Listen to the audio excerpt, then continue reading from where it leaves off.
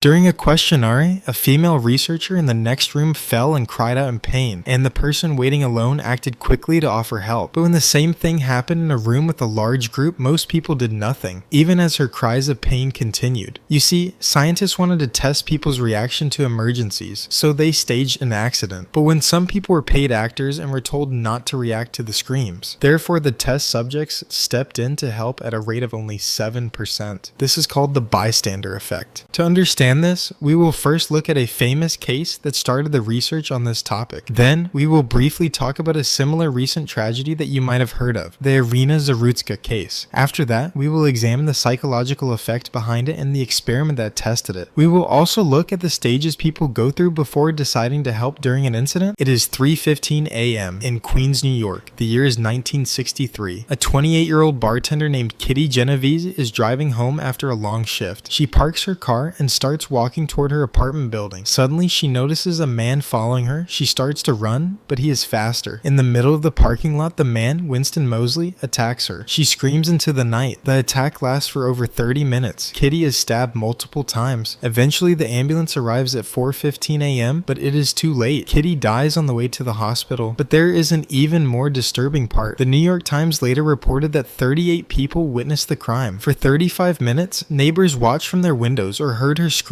Yet, not a single person called the police or stepped in to help. And if you think that was the 60s, people are different now. Unfortunately, history repeats itself. Irina Zarutska, a 23-year-old Ukrainian refugee who had fled the war to find safety in America, was riding the Lynx Blue Line train in Charlotte. As she sat in her seat, a man standing behind her suddenly pulled out a knife and attacked her without any provocation. Surveillance footage showed that there were at least 4 other passengers sitting in the same area. When the violence began, people didn't rush to help. Instead, the crowd screamed and scattered. The attacker was able to walk off the train at the next station before the police arrived. Just like in 1963, the presence of other people didn't lead to a rescue. It led to a fatal hesitation. The first tragic Kitty Genovese event led psychologists Latané and Darley to study a phenomenon known as the bystander effect. They wanted to know, why do good people stay silent during a crisis? Their research revealed a glitch in human psychology called diffusion of responsibility. Essentially, when you are the only person witnessing an emergency, the burden of acting is 100% on your shoulders. But when you are in a crowd, that responsibility is divided among everyone. You think, someone else will call 911. Someone else is probably more qualified to help. If nobody else is moving, maybe it's not actually an emergency. When everyone is responsible, nobody feels responsible. So they decided to run an experiment. You are sitting alone in a small room wearing headphones. The researchers tell you that you'll be discussing personal problems with other students through an intercom system to keep everyone anonymous. You can hear them, but you cannot see them. Suddenly, one of the participants, a young man, begins to struggle.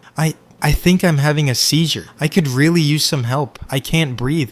I'm gonna die. Help. You hear the sound of a chair crashing to the floor, then silence. When participants believe they're the only person hearing this, they panic. They rush out of the room to find help. 85% of people act immediately. But when the researchers change just one detail, everything changes. This time, you are told that 5 other people are also listening to the conversation. The victim cries out for help again, but now you hesitate. You assume one of the other 5 people has already called for help. You don't want to overreact. Only 31% of people get up to help. The rest remain in their chairs while the seizure continues. It wasn't a lack of empathy. It was the diffusion of responsibility. In a crowd, victims don't just suffer from the emergency itself, they suffer from the silence of the bystanders. We experience this digital mental glitch in our daily lives without even realizing it. We've all been in a massive WhatsApp group, like a work or class group. Let's say there are 50 people in it. Suddenly your phone vibrates. Someone posts an urgent question, shares important news, or asks for a quick favor. You see the notification pop up on your lock screen. You pick up your phone, open the app, and read the entire message. Deep down, you actually want to help. You know the answer, or you have enough free time to step in. But just as your thumb hovers over the keyboard, an invisible psychological break kicks in. You glance at the member count and remember there are 48 other people in the exact same chat. Instantly, you assume someone else is more qualified, someone else has more free time, or someone else is already typing a response. You tell yourself, I don't need to clutter the chat, surely someone closer to them will handle it. What you're experiencing in that moment is a classic psychological phenomenon known as the bystander effect, driven by a powerful mental trap called the diffusion of responsibility. But here's the irony. Every single one of those 48 people is staring at their screen thinking the exact same thing. They're all waiting for a savior who never shows up. The larger the group becomes, the more each person's sense of responsibility fades into nothingness. 50 capable human beings instantly transform into passive observers. In the end, that digital community turns into a ghost town of double blue check marks, where a simple request drowns in a sea of collective silence. But what exactly happens inside our minds during moments like these? What psychological stages do we go through before deciding whether to help or stay silent? It can be something as simple as a WhatsApp message asking for help, or as serious as the tragedies we talked about earlier. According to the decision tree model of helping, there are 5 psychological checkpoints between witnessing an emergency and taking action. If all 5 stages of the decision process had been successfully overcome, these tragedies might have ended differently. 1. Notice the event first. You must actually notice that something unusual is happening among the noise of daily life. If you are distracted, overwhelmed, or in a hurry, your brain may filter out the crisis before you even recognize there's a problem.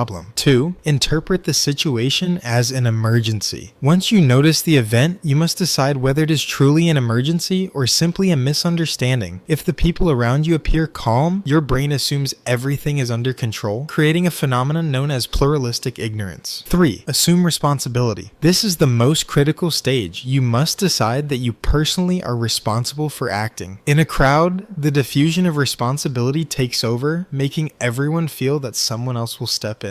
4. Know how to help. Even if you want to help, you must believe you know what to do. If you feel unqualified, uncertain, or afraid of making things worse, your hesitation grows stronger. 5. Make the final decision to act. Finally, your brain weighs the risks: embarrassment, legal consequences, social judgment, or physical danger. Only after overcoming these final fears do you stop being a spectator and become a rescuer.